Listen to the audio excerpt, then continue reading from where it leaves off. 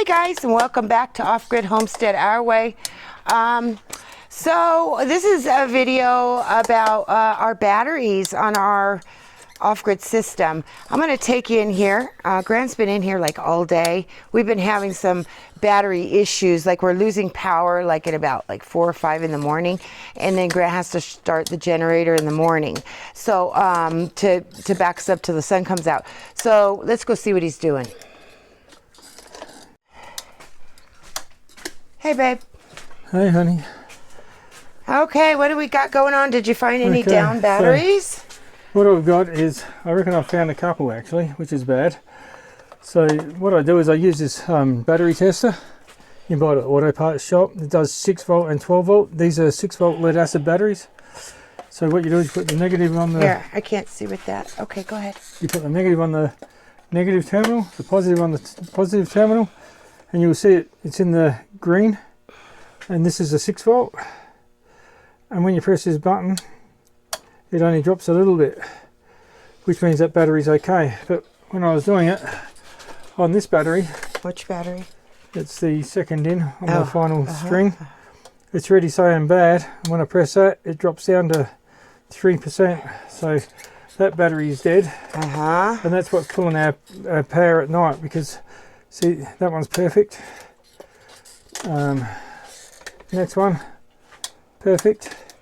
But if you have one battery in the whole system that loses charge quickly, which is this one here, see it says it's bad even without pressing the controller. Basically this is a load tester. So when you put load on that battery, it just goes to 3 amps to 3 volts. So basically that battery's got to go, because what it does is it pulls it down out of our system at night, and it pulls all the batteries down to meet this one's voltage level. And again, this is why we are getting a new system, because next month, hopefully next month, because that battery's low too. And these are like $168, I believe, 170 bucks the last time we bought them each, and we're not even getting probably 4 or 5 years out of each battery. We were getting a lot more, but I think because we're pulling, so you see, I don't know whether you can see that needle there, that just goes to 0, so that battery's dead as well. We were getting a long time out of the batteries, like 6-7 years. I've got some here that we bought when we first moved in 9 years ago. That's over in the back there, and I've already tested them and they're all fine still.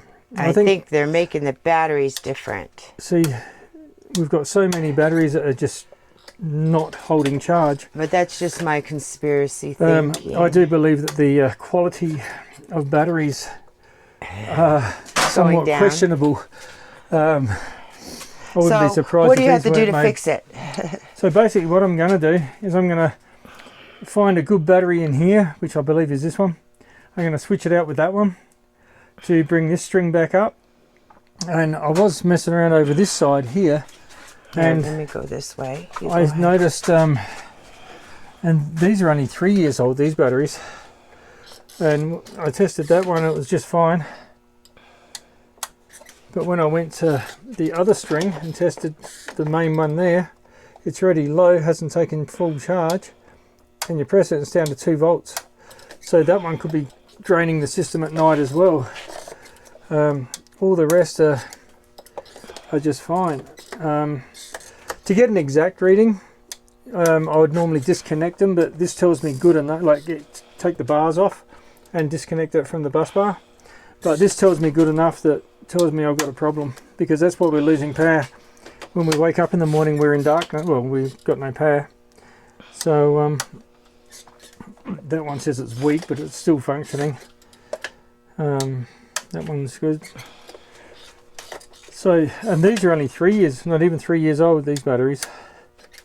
So looks like I'm going to have to move a few batteries around and drop a couple of strings tonight for the next 4 or 5 weeks until we get the new system in, because I'm not going to replace these batteries, because the new system is not going to be using the lead acid battery. We're going to be using lithium iron phosphate, and the whole system's going to be taken out and replaced. So there's no point wasting money buying batteries for a month or 6 weeks. But yeah, so we've got one battery there and one battery up there. So what I'll do is I'll pull all the strings apart and I'll make it so careful, Whoops. honey, you're right. Yeah. So basically I'm going to pull all these strings apart, disconnect one string out of it, and probably this main front one here because it's easier. I'll pinch the 2 good batteries that are left in that, replace that battery and that battery with these 2, put them over here. And what I have been doing is I'll charge these up during the day but with the solar panels, and then I disconnect them at night, and I do that for a week, and sometimes the batteries will come back, but they don't last that long, but it might buy us enough time to get a new system, because I'm not spending any more money on lead acid batteries. They are great, and they're a cheaper way to start your system, but once you've got to where we're at and we need power and we rely on power, we have quite a few things running on the system that we run a lot of freezers, fridges, and you don't want to be losing power all the time. It's not good for the appliance and or the things inside of them. So I've got some more work to do and it's becoming dark, so I better get to it. All right. So there's Thank a bit you. of a lesson on batteries. Thanks very much, and see you in the next video.